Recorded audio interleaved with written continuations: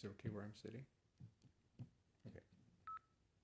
Hi, this is Terry Healy bringing you some extraordinary transformation. Today's show is brought to you by WVLP at 103.1 FM, also live streaming at WVLP.org.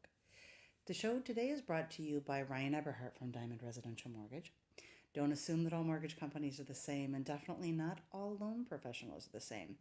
Ryan has a profound conscience in the industry, truly cares about his clients and their families and their pocketbooks. Ryan's office is conveniently located on Route 30 at 350 Northland Drive. His direct phone line is area code 219-707-8429. Ryan, as always, thank you for supporting my show and thank you for supporting community radio. Today I have the privilege of interviewing a gentleman named Mann Spitler, and he is a resident in Valparaiso, Indiana. He and his story crossed my radar when I was actually looking for somebody to do some videography for me. So, and kind of shopping that around, you pick up people's videos and see what they're doing and how they're doing it, and if it resonates with you. And one of the videos was the videographer had actually produced for Mann, and to kind of help expand and give some tread and traction to his story. That said, I'm just going to kind of open up the conversation to let you introduce what it is that you're doing, and we'll start from there. Sure. Um, on March 31st, 2002, my wife and I stood in the emergency room and watched as our 20-year-old daughter, Manda, was pronounced dead. Um, the reason for her death was a lethal dose of heroin she had injected into her left arm hours earlier in our home. So since then, I have been telling Manda's story as an allegory of the risk factors of and some of the countermeasures to drug addiction. Mostly I speak to adolescents, but I speak to any group that will sit down and listen to me for an hour. Another hat that I wear is that I currently am involved with the Community Action Drug Coalition of Porter County, and every year, the last Saturday of every October, we put on a 5K race and non-competitive walk to raise money to for our recent efforts to create videos for YouTube. Nice. The first one is called A Parent Plan for Drug Prevention, and the other one that was just recorded but not edited yet and not released for YouTube yet is unnamed, but it will be something along the lines of Why Should I Search My Child's Room? Ooh, So that's pretty controversial. it is, Yeah, but it shouldn't be. I agree with you. Yes.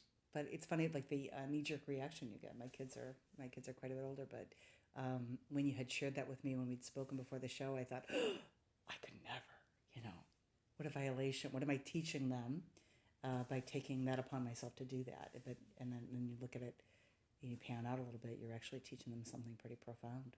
Sure, the issue of trust comes up occasionally, and the way I like to think of it is that searching an adolescent's room sends a signal to them that they can put their complete and total faith and trust in their parents to protect them from themselves. Do you think adolescents can see it that way or hear it that way? Probably not right away, Okay. but eventually it will come to them. Like when they're in their 30s and 40s and Hopefully before hopefully that. before that. Yeah, yeah. Well, we were talking a little bit before airing today, and one of the things that Mann was talking about was he is able to do a lot of speaking with youth, which is just amazing. The inroads and the doors that have opened for him, sometimes because of his own efforts, but about how he can actually be profoundly effective with young people, which is a challenge, especially nowadays with all the disconnection that we have. I'd love for you to share a little bit about that, how you feel that comes to place. Sure. The very first time I presented the basic elements of Manda's story was at a community meeting at the Sheriff's Department here in Porter County. And I was a bit of a train wreck getting through that. I didn't even have a picture of my daughter in front of me at that time. But as I progressed with the speaking, I learned that it was impactful because when I spoke to adolescents, I was making an emotional connection to them in an area of the brain called the limbic system. That is the president and CEO of their brain until about their mid-20s, when the prefrontal cortex will kick in, the area of judgment and assessment and decision making. So the first time I actually spoke in front of a class of adolescents was over in Lake County, and as the youngsters filtered in, I saw that there was a pretty tough-looking group towards the back. And I thought, oh boy, here we go. And so when it came time for Q&A, one of the students in a very soft voice said that she had a question for me. And so I answered her question, and then her next question for me was, can I give you a hug? Oh, so wow. I knew that the story had made some connection with her, and maybe those tough kids in the back weren't quite as tough as they looked. Right, right. So I sort of stumbled on to the right approach just by telling the story for the story that it is. It's not a scare story, but it is a real story with some scary elements in it. Yeah. Well, and I think that I don't want to not give credence to the delivery of the story, but I think that we tend to feel when something's authentic, and that's where the connection can be made, you know. But what a wonderful thing that you had that experience your first time speaking. Yes, and it just seemed to get better after that. I came to me after doing this for a year or two that maybe the 911 center at the sheriff's department had the 911 call I made the night that I found Manda drowned in the bathtub in our home. And they did. So they provided me with a copy of it, and it runs 3 minutes and 36 seconds. It is gut-wrenching. But students have told me after the presentation, when they walk up to me and maybe share a little bit of their story, if they have one, but they'll tell me that what made the story that they just heard real to them was that 911 call. So even though I may have knocked myself out telling the story, Right. it was a 911 call. So Right. that has been invaluable for my presentation. Well, it's such a, I mean, I can imagine how raw that would be, It is. you know. Like if you, oh my goodness, there just aren't, I can't find the right words to take what you've been through, what your family has been through, and to take it and bring it out to help impact other people's lives is so selfless, but so courageous, especially to bring that memory out, you know, to share that moment with people, with strangers. Sure. Yeah. If I get some feedback through an email or a card or a letter from a student that heard Manda's story, and the substance of that letter is that it's made a change for them to go from a path of danger to a path of safety, then all of it has really been worth it, and it has helped turn a tragedy into a life-saving mechanism for other youth. Right. Yeah. Well, and yeah, I mean, you just think of like somebody having that kind of a shift is huge, you know, because it's what so many people never experience that when they're struggling, Sure. you know, addiction or otherwise. But I always wonder, like, it would be nice if somebody could show us the ripple effect. So you get these acknowledgments, teenagers that actually sit down and write to you. Oh my goodness, that says so much. It does. And I'm under no illusion that I can stand in the front of a gym full of 800 kids and persuade every single one of them not to use, because there's basically three groups there. There is the group that's already using. Then there's a group that's on the bubble. Maybe they've experimented a little bit yet, but they're not addicted to anything. And then there's a third group that would never use. Okay. So I'm really after every student there, but the ones most likely to be affected are the ones that are a little bit on the bubble. Yeah. But I still think that Manda would think that it's kind of cool that even through her death that she's having an effect on his youth. Yeah. Yeah. Well, that's an interesting view of it. It's almost like then that I think of this as you. This is you stepping forward and delivering the message through your eyes, but maybe it's just that you're the vessel. She's just moving through you, you know. Being the parent of a deceased child because of their addiction in some sort of twisted way gives me some street cred. Yeah. And so I'm willing to accept that and use it. Right. Right. Well, and you've mentioned before we started the show that you've actually gotten some correspondence from youth that have been using, you Yes. know, had a different take with that. Sure. I speak to groups that are still struggling with their addiction, that are in treatment. That includes both the men's and the women's groups at Porter County Jail. Okay. And but I did have one unique letter that I got from an adolescent who said that she was no longer going to be, she was inspired by Manda's story and she was no longer going to fake her way through treatment. And some adolescents become very adroit at doing that. Sure. So it can have, there's some nuances sometimes as to how it affects one youngster and yet a different way to another. Yeah.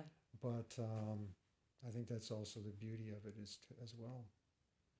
Well, and you know, one of the theories that I have is that, and I'm certain this is happening, which is why it's coming up for me to share it. But is that sometimes when we're just exchanging with somebody, let alone presenting, right, that we're delivering a message into somebody's email inbox. They might not open that. There might not be time.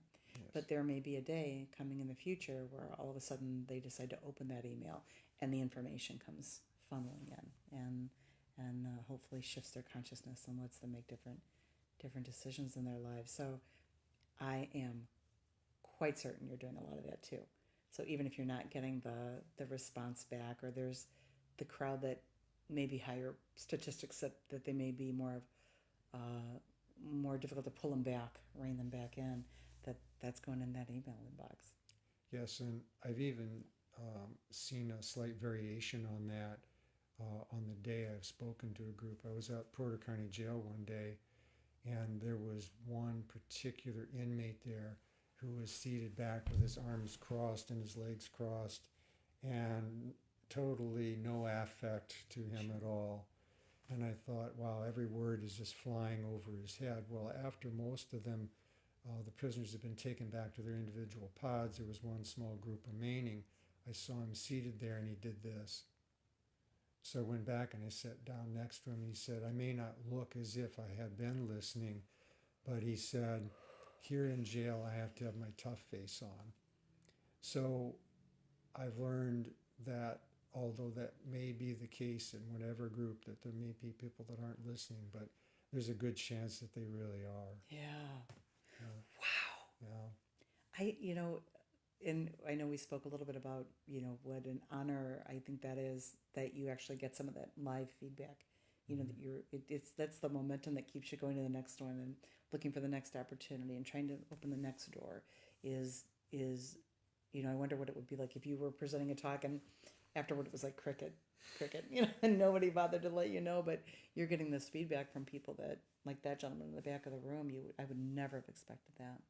You can even turn crickets around once in a while if you're lucky. For the first time I ever put a particular image in Manda's story that I show in my PowerPoint. It was at the College of Nursing at Valparaiso University. And the image that I had shown was an image of Manda's last and worst boyfriend, not at age 22 when he was with Manda, but at age 39, and it was a mugshot from one of his arrests. And so I asked the nursing students in the psychology class that they were taking as to what they thought his affect was. And again, there were crickets, and I tried to prompt them a little bit more, and nothing was happening. So I thought, what am I going to say? And I said the truth. I said, I understand why no one is saying anything, because there is no affect. There is a void with him in his eyes, and I believe him to be a true sociopath. I was just gonna say. No conscience at all. Yeah. So sometimes it just falls into your lap. Right. As to what you can say. Well, and then sometimes, like you did a real good job, sometimes you have to punt. Yes. I've learned that. When I speak, I usually have like a general outline of what I want to do, and but I'm always flexible, because if I feel like if I can see the response in the room resonating with a particular story that I'm sharing, I'll head a little bit more in that direction and kind of veer away from, which is, I'm sure you're doing that too when you're speaking. Kind of make sure that if you're gonna spend the time to be proof before somebody, you need to make it as valuable as you can. Sure. For those people. One of the questions that I asked Mann earlier too was if his talk and his messages has started to expand out of the region in Northwest Indiana, and you said, you've done some other. Yes, I've been in northeastern Illinois a number of times, Wisconsin once, Michigan a few times, Ohio once, but mostly throughout Indiana. And I find that the reception of Manda's story and the effect that it has is pretty much universal. Yeah. So I think you could drop me in the middle of any state, and if I talk to the youngsters there, the meaning and purpose of the story wouldn't be lost on them just because I'm in a different geographic location. Yeah, I don't think it has. I would love to see you to get even farther, like to get that range even farther, because it's so needed. Sure. So the first video was the one that I saw when I was kind of surfing around for the videographer. So I would give a shout out to him as well. It's Jesse Harper, also locally from Valparaiso, Indiana, did your video. Yes. Videographer. So the first video had it wasn't the theme that is targeted for your second.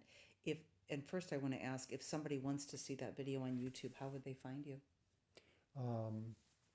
You can either go to the YouTube search box and type in a parent plan for drug prevention, or you can just type in the search box that pops up on your homepage and type that in. And I found on mine anyway, as it sends you to a menu below all the ads in the menu, that it's the first one that pops up. Okay. Are you thinking about doing anything else as far as exposure with social media to maybe, I know Facebook is not your thing, but your wife tends to dabble a bit, but creating a Facebook page or things to help expand the message? I have not made any special effort to use social media. I just don't find that I'm comfortable with doing that. Right. So I don't.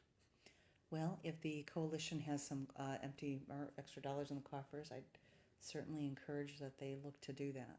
The coalition does. I personally do not. And that's okay. Yeah.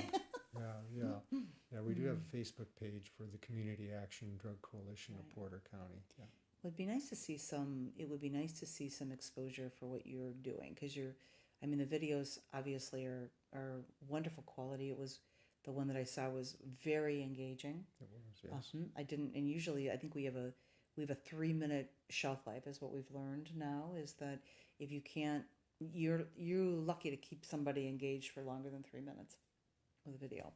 So, and I stayed all the way through the end of that first one, so I'm anxious to see the second one coming out. But such a good message and such a good quality of all that, it would be nice to get, just to see if that could get a little bit farther push in different places. I know that one of the media outlet sources that I know, I had actually connected with him before we'd scheduled our interview, and I said, this is Because if something passes my radar, that's I think would be of interest to him as well. I always reach out and say, hey, this is what I'm up to if you have an interest. And I think he had interviewed you years ago, so a local gentleman. So, but just kind of anything and anything, I just look at like how do you get that farther along? How do you push it out, just a few degrees wider than it currently is going? Um, I'd like to.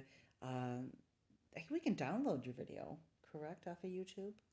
I don't know about the logistics of that, but it's Yeah. for the world to use, so I'm all for that. Well, I can absolutely connect people to it. Like, because you can point somebody right on it. And I definitely would like to do that. Some of in kind of what's coming to mind, I love what you're up to without question, or we wouldn't be having this exchange today. But it definitely pulls my heartstrings and makes me want to, see what else I can do to help. I absolutely want to come to your walk in Oh, October. yes. Please do. And the fact that that's all done in costume is just delightful. We encourage that. Usually the ladies are more agreeable to doing that than the men are. Oh, But really? Okay. we Maybe. have had some guys in costume as well. I think the most creative and the funniest costume we ever had was a woman that ran the race as a hospital patient with a gown that was open in the back, and she had bought an artificial plastic butt that stuck out of the back of her gown. And so we usually give awards for the better costumes, Yeah. and she was the first one to receive an Oh. award there. Now, this is a family event, and we Yeah. encourage families, and this was Yeah. borderline, but it was That's okay. funny. That's funny. Do you have a lot of kids that show up? Yes, we do. Yeah, got it. We do, and we have great volunteers from Washington Township High School and some Nice. from Chesterton High School as well Nice. that donate their time to help with the logistics of the race. So without volunteers, we wouldn't have a race. No, you couldn't. Where do you hold it? It's at Westchester Intermediate School in Chesterton, 1050 South 5th Street. Okay. Yeah, last Saturday of every October. And the race starts at 9 a.m. Okay. I love it. And how many years have you been doing the race? This will be, I believe, our 17th year. Oh, wow. Is that correct? Yeah. No, that isn't right. Let's see. 12th year. I'm sorry. Okay. It's the 17th year of Manda's death, but Yeah. the 12th year of Manda's race. That's amazing. That's amazing. Well, do you have food vendors there? Yes, we have an outdoor grill that a family comes and cooks up breakfast burritos and hot dogs. And then inside in the cafeteria, we have a really nice spread of cookies and fruit. And our signature treat is pumpkin pie. Oh. And there's hot coffee and hot chocolate for those that like that. And I've been to many races, and I think we do as good a job as anybody Yeah. with our eats afterwards. Oh, I love that. Pumpkin pie. It's perfect timing for that. It is. Yeah. And live music. Do you have any live music there? We do not, and we stop. We've had in the past some recorded music, but there are governing agencies in regards to the rights to play music at public events. And unless you have gotten a special permission from 2 or 3 of these licensing venues, if you play that without permission, you can be subject to prosecution and fines. Oh my goodness gracious. So since we're watching all of our dollars, we Sure. want them to go where we want to, and not just necessarily to have to pay a fee so that we can play Right. recorded music. Right. We don't play any music at all. And I haven't heard one person come up and say, gee, we miss not having music at the event. And here's the question, is the distinction between recorded music versus live music? Because a lot of events I attend will have live music. No, not even live music. In fact, Wow. we've been advised by the Roadrunners Club of America that even if someone has their own composition and they come and they perform that live, Yeah. that still needs to be covered under these Wow. so-called licensing agents. Right. So we played it safe. Yeah, that is so. And they even target small events like ours, not just the mega Well, events. they've got to fill the day. Go circling around. Well, if that ever changes or that ever opens up, let me know, because I'm connected to quite a few musicians and ones that are happy to donate their services for events like this. So it just kind of sets a little bit of ambiance, and so we have celebrating. Keep that in mind. Yeah, keep that in mind. So, and the radio station hosts a musical event at Valparaiso University once a year. Mhm. So I guess they've already gotten all their T's crossed and their I's dotted, right? To have them come in to do that. So, yeah. So we'll see. Okay. We'll see where that rolls. So, I want to go back to the video that you just shot, but is an editing process. The one that talks about searching a child's room. Yes. Have you like talked about that with youth, that was a video or an intention that you had? I've not talked to youth about it, but I am exposed to a lot of folks that are in the treatment community, and I've done kind of a little informal survey at the Porter County Substance Abuse Council meetings that I've gone to, and gone up to some people in treatment and said, "Do you think this is a good idea?" Invariably, they say, "We think it's a great idea." Oh, really? Yes, so they're very supportive of that. So that's what kind of put me over the edge Sure. with it, and I realized that this has a place. In the epilogue that follows that particular production about searching, I make it clear in the epilogue that searching a child's room is just part of a more broad and comprehensive approach, a strategy to keep our children safe. So it's an element of it, but it's not the end all and be all of it. Right. Do you are you anticipating doing more videos to help educate parents? I'll let you know after this last one comes out. We might very well do that. Sometimes we have to pool our money for a couple of years to come up with enough money to do it, since we're such a tiny coalition. Right. But it's possible that we might, but I have to let this one digest a little bit longer to know. Gotcha. Well, I love that you put it out there to people that are currently struggling with addiction, and you got such confirmation of it, because you wonder, like, I think, unless you're in the throes of it, if it is the right thing to do, or if it is going to be effective, and it's going to have the impact that you want it to have. So do you have an organization or a 501 that someone can contribute to? Oh, sure. Okay. Yeah, we are a 501c3, and it goes to the Community Action Drug Coalition of Porter County, P.O. Box 2421, I believe, Valparaiso, Indiana 46384. For the post office.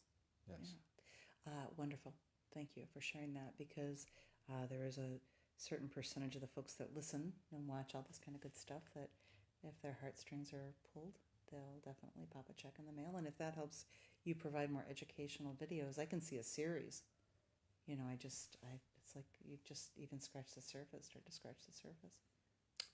That is a possibility. Yeah. I'd love to see it come into fruition a little bit quicker. So anything we can help to do, help with that is going to be important to do that. Yes. And I definitely, before the next race comes up, definitely want to doing some more reaching out as far as getting more people there, getting more money circulating there to help for what you're doing. So with Manda, I guess the question that a lot of people are going to ask without really knowing too much of her story, if any of it, is, did you know before you found her that she was struggling with that addiction? Oh yes, we knew, and there were uh, there's some really bizarre behavior going on with her, um, and my wife and I would ask her about that. But if there's one skill that everyone has with their secret life in the world of drug addiction, and that skill is that they become an expert liar. Yeah. And Manda could look at us with her sweet face and tell us the biggest lie. And with love comes trust. You want to trust your child. But Manda betrayed that trust in us, as I believe almost any a person struggling with addiction does. Yeah. So it wasn't until finally one night she was with her boyfriend when he got arrested. They were eating dinner over at a McDonald's in Lake County somewhere, and he'd been under surveillance because he was also slinging drugs. That means selling drugs. And he was arrested and taken away to jail. And since he was the sole supplier of heroin to Manda and had started her on heroin within 3 weeks of being with her, her supplier was gone. And she was out of money because she'd given just about all of her money to Daniel to make the drug buys. So she was finally desperate enough to come to us on a Sunday morning and tell us what had happened and that she was addicted to heroin. So she went to detox without any resistance whatsoever and was more than willing to go to treatment. And so one week on a Tuesday morning, I took her in for her first drug assessment. That went well. But by Saturday, she was dead. So she never even got a chance to get into treatment. Wow. So if Phyllis and I had searched Amanda's room, perhaps we would have found her heroin scotch taped to the undersurface of one of her desk drawers. And I feel strongly that that might have saved her life. So searching a child's room, I'd rather have a child's room searched and be completely wrong about it Sure. than not search it and be completely wrong about that. Well, and even if you had had the thought to do that, I mean, you just said where that drug might have been located. I would never even think to search there. So even if a parent says, I want to take this on to protect my child and honor my child, does your video help a parent understand how to perform a search like that? Not so much. I talked about that with Jesse Harper, and his investigation into it with people that he spoke with was that there are several videos out there on the how-to. Okay. And he wanted this to be different. We wanted to get to the why of it, because that's the hang-up some parents have. Why should I do this? Am I violating my child's trust? And I've already given my answers to what the trust issue is in terms of my perspective. So we have to get past the why of it and realize the parents have an important role to play in that area, and that it actually can build trust with your child.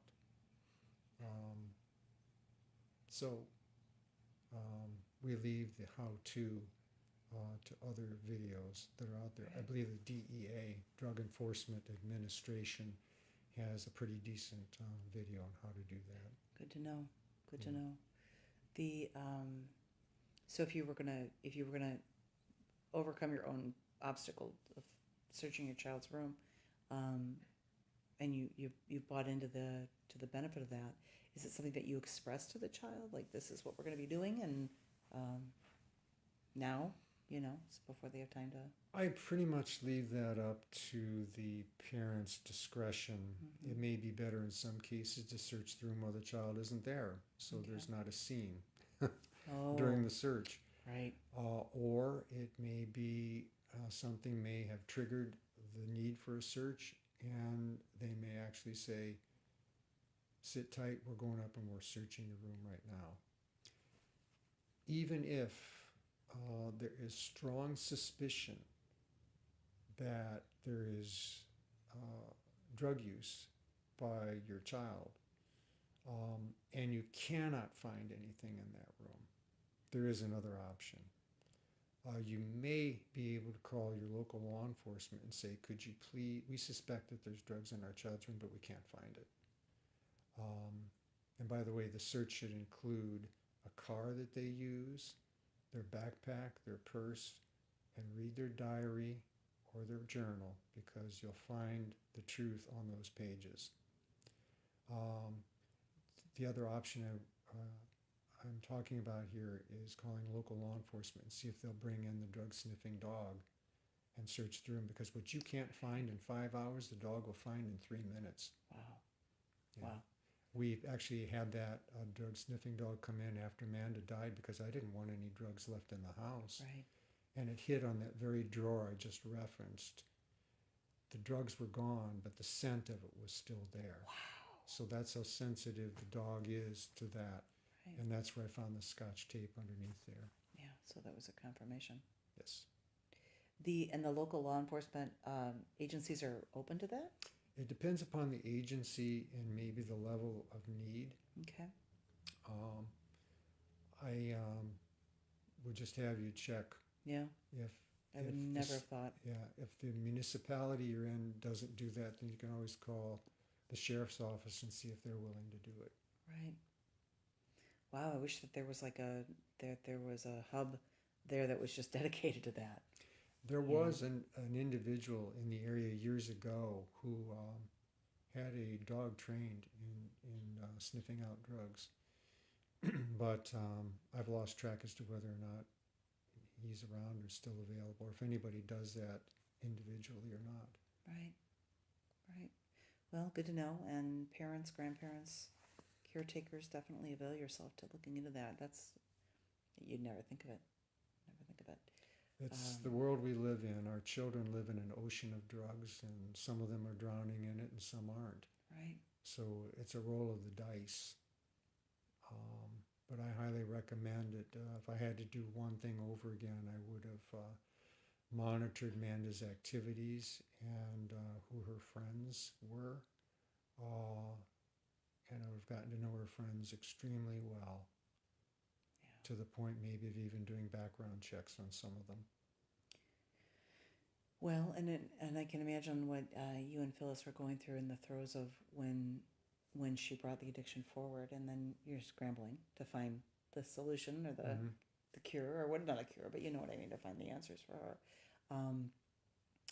I mean, is that with that? I just ask, like, why would you think to do it? Before, and then you had such a brief window after you were aware. And still in the emotional throes of what trying to save your child. Yes. That to have the wherewithal, I can't imagine, to think like I need to know their friends or do background checks on their friends or that sort of a thing. The most predictive factor as to whether a child will use drugs or not is who their friends are. Really? Oh, yes. Now, there are a lot of other factors that play into it. Sure. But if you put one at the top of the list, that's it. Wow. Now, if they're friends with kids that are straight as an arrow and they're doing healthy activities and they're finding joy and pleasure in those healthy activities, and your child is amongst that group, the chances are that they won't. But if they're in a high-risk group, the chances are that they will. So did Manda just find her way to that connection? Like you mentioned, the boyfriend was her introduction to this world. She was drawn to the nastiness of it all. And a lot of questions are asked, well, why is a child doing that? Why does the child pick the bad boy to be with? Someone that may abuse her or demean them or that sort of thing. And the answer boils down to is, what is that child's opinion of their self-worth? And if the opinion of their self-worth is low, then they're willing to settle. As one girl said, you settle when it comes to picking bad boyfriends. And girls with strong feelings of their self-worth will make people earn their love, trust, devotion, and respect, and not just give them away with a snap of the fingers. Right. So I don't know why Manda was like that. I always tried to build resilience with her. But she could be bullied by a girl saying one word to her. Wow. So she was an extremely sensitive kid. Right. So I think that played into it as well. Yeah, and I don't know that we see it for what it is, and I just look at the bigger, like the scope of the age, that she was when she found her way to it. I agree. My answer was, before you answered it, that it was who she felt she was worthy of. That her value had to be a little bit questionable Yes. for her to find her way to that. Because I know in all ways we attract the people around us, especially in areas of romance that we think that we deserve. Mm. And it's the highest. So I'm profoundly sorry that she felt that way. I am too. And but that was just part of who she was, for whatever reason. Right. Well, and unfortunately, you didn't have enough time. She didn't have enough time of, the sobriety after coming out of the treatment center, where, I can only imagine while she was in treatment that there was a lot of things opening up for her. Maybe some awareness is happening for her. I would hope, as to how she found her way down that path, and she didn't have enough time to let things get a stronghold, or to practice or exercise those muscles for herself. Yeah, well, things happened fast, and she never made it into treatment. Oh, I thought she did. I apologize. I thought that she had. No, because she had her first assessment on Tuesday, and by Saturday she was dead of that week. So if I had it to do over again, I think I would have put her in the car, Yeah. driven her as far away from her boyfriend Daniel as possible, Right. and also put her in a long-term treatment facility. And she could very well been in a situation where she could not have returned to Right. Valparaiso. There's too many triggers, and I think a follow-up to treatment is living in a sober and drug-free community, and there are some of them in the United States, Mm-hmm. where there's that support from one neighbor to another there. Well, and just to get them out of their environment, I had family with a story around this, so that's where the assumption came in, that when that young lady brought it to light that she was struggling with heroin, within hours they had her in Indianapolis. Like they had found the facility and had her in. I mean, there was just no delay. So I think that I was assuming that was Manda's path as well. Yeah, well, that's the way it should work, Yeah. but it didn't in this case. Right.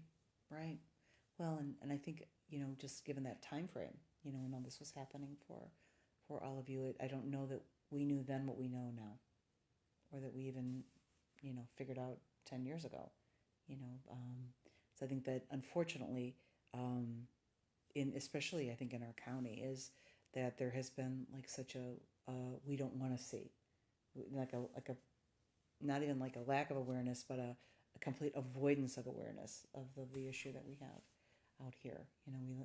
This is a wonderful community without question. I raised my kids in Valparaiso for those reasons, but I think that and this is just the world according to Terry, that there's been an effort to kind of shroud that all in secrecy, that we don't have issues that we have. Some parents like to keep addiction in their family to themselves, and I respect that. Yeah, I do That too. is their decision. But I couldn't keep Manda's story covered up, because that I think would be the wrong thing to do when there was an opportunity to have some good come from the tragedy. And besides, I think Manda would think it's kind of cool Yeah. that she's had a role in safeguarding some people. Right. Well, she's probably thinking it's pretty cool that you're doing what you're doing. You know, that's just amazing. Yeah. It just, was there like a long period of time before you felt the urge to go out and start to educate and spread the word? I knew I had to do something. And then I guess after that first brief presentation I gave at the sheriff's department, I knew what I had to do. Yeah. And jokingly, I sometimes said that after that I felt like I needed to climb up the top of the courthouse, not to jump, but to but to yell out the warnings in story form. Yeah. And so that's what gives my life purpose and meaning right now. Oh, without question. Mm. Does your wife follow you when you speak? She did it first, and then on rare occasions since then she has, but she does not want to relive Manda's death by listening to the story again and again. Right. And that includes, of course, the 911 call. So that's fine. Everybody handles their grief differently. Right. And, so this is one way I try to handle my grief of Manda's death. So Phyllis handles it, in other ways for herself. Well, but I'm guessing she supports you. Oh yes. So there's the task, right? Sure. Yeah. What do you see going forward? Obviously this next video is coming out. That's going to be amazing. And I'm sure you already have topics in mind for things that could come, but where would you like to see the outreach go? One direction that I have been pecking away at with the speed of molasses going uphill is a book.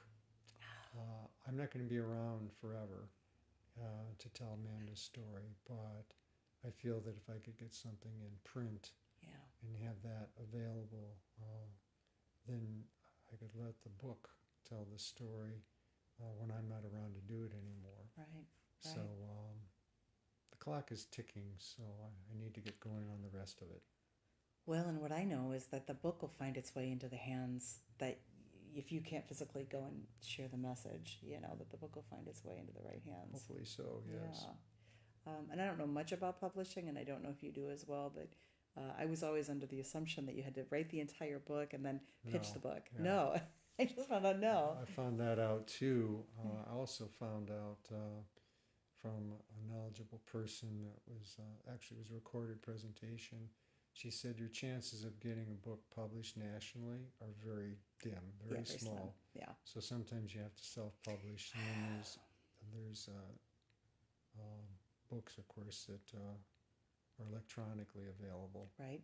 So that's another option too. So I have to get a bit more down on paper before I plunge in on the rest of it. Well, and you're echoing things that I know as well about that, but I've heard varied things about if the self-published book is taken seriously, because it doesn't apparently hold the same weight as something published. But again, something published, you're like going through the odds of these extreme odds, and it takes a long time. So it's not even like they pick you and you're published within 45 days. They pick you and you're published in 2 years. Yes. So there's a delayed reaction to that. I don't doubt that if you decide to start to really push in that endeavor, that it's gonna all come together. The doors are gonna open. You've opened doors that we were talking before show about that doors that are slammed completely shut to me. You've found the way inside. So it's just sometimes the momentum of the message. It has a life upon itself. It finds its way. So. And it doesn't hurt to be a little bit lucky too. Agreed. Luck helps everything. It does. Yeah. And then just I think that because you're a retired doctor, that holds weight as well.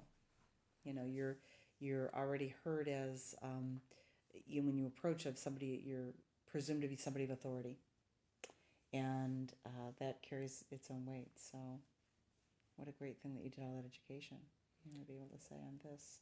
Yes, when I was in practice, we had a great, when podiatry school, we had a great pharmacology course taught by a Dr. Bidder from Case Western Reserve School of Medicine, which was across the street from us. And so there were these liaisons that were developing, and I had license to prescribe controlled substances on schedules 2 through 5. But what did I know about the drug culture? I didn't know squat about that. Yeah. So I've spent the last 17 years trying to find out more about it. I know a lot more than I did. Will I ever fully understand it? No, I will not fully understand it.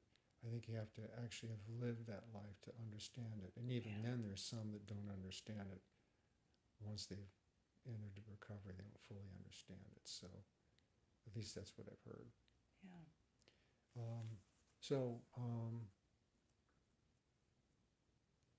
Having a background in pharmacology did not serve Manda well.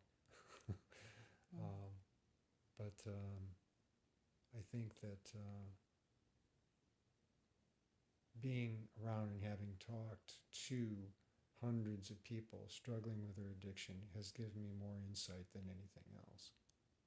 Oh, sure, because you can't get that any other way. No. Not from a clinical standpoint or anything. Even the family member of somebody who's addicted doesn't have the vantage point. And if they're like living it and entangled in it, Yes. When you speak, do you bring a picture of Manda for everyone to see? Oh, it's on PowerPoint. I Okay. have pictures I build from her childhood and what a great childhood she had. Yeah. And then we progress to how her life began to change once she graduated from high school, and how she did not want to go away to school. And she was a good writer, a good artist, and her dream career is to become a marine biologist. Oh, wow. She was certified as a scuba diver in high school. And so she didn't want to go away because of a boyfriend that was in the area. And that was really one of the biggest parts of her decline. Also, her drug of first use at age 13 was nicotine, cigarettes. Okay. And so, and now the big trend is vaping amongst the youth. And I'm very discouraged to see companies out there manufacturing and promoting them when they know that this is going into the hands of millions of adolescents in our country. So I don't know if there'll ever be any regulation on that or not. There is talk of it, and I'm hoping that there will be. My hope is yes, but it's going to take some time, is what my heart says. It'll take quite a long time. You to see more destruction, more life destruction, before that's ever going to come to pass. But yeah, that is. And when you talked about the brain, and young people they're just not ready to handle certain things and chemicals and conversations and all that kind of stuff. I realize how much more vulnerable they are just from a physiological place, not even just a sociological place. So, yeah, good comment to have there. But, are you anything up on the agenda for speaking coming up in the future here? Yes, and I don't have my calendar in front of me, but I think tomorrow I'll be talking to someone here in our community whose organization is putting on a workshop, and I can't recall what date that is, but it's called Above the Influence. Okay. And that'll be put on by the Family and Youth Services Bureau here in Valparaiso, so they'll probably be making some arrangements for me to speak there. And then before too much longer, I'll be back out at the jail, Yeah. talking to probably the women's group again before too much longer. And so it's sporadic, to use a baseball analogy regarding a streak hitter that I once heard spoken of on TV. They said it's with him, it's either the chicken or the feathers. Chicken being when he was on a hot streak, and the feathers when he wasn't. Yeah. So that's kind of how it is with me. It's all of a sudden I have to be everywhere, Yeah. and then other places I'm not. I am speaking to a treatment group, the Swanson Center in LaPorte. They also have a facility in Michigan City, and I am booked there later this month. Nice. Mhm. Well, anyone having a need that's connected to an organization, definitely reach out to Mann, because it looks like if he can, he'll put that into the calendar, the commitment to spread this Good. message as wide as we can. And nice to know that you're not averse to traveling outside of the region as well. So Sure. we'll keep that. And if they want to get in touch with me, I can give my email. Yes, please. It's BeSafe, that's BESAFE, at Mandas, MANDAS, then story, STORY.com. So it's BeSafe at mandasstory.com. Perfect. Yes. Perfect. Well, Mann, I want to thank you for a wonderful interview. An hour goes by so quickly. It does, and I'm honored to have done it. Yeah. So thank you everyone who's tuned in. I want to take a moment and acknowledge the show's sponsor, Ryan Eberhardt with Diamond Residential Mortgage. Great guy if you're looking for some financing for a home or for your business. His office is on Route 30 at 350 Northland Drive. His direct phone line is area code 219-707-8429. Ryan, as always, it's wonderful, your generosity, appreciate it. And those of you tuning in, you've been listening to WVLP at 103.1 FM, also live streaming at WVLP.org. Everyone have a wonderful week.